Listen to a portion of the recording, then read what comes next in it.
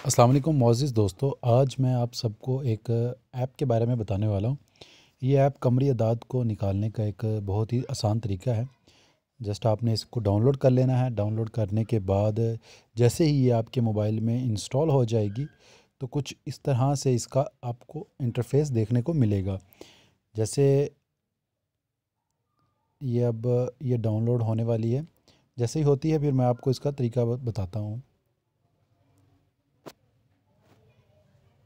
ये हमारे पास डाउनलोड हो गई है।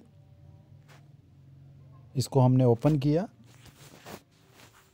ओपन करने के बाद अब मेरा नाम जैसे कि सुफियान है, सीन फे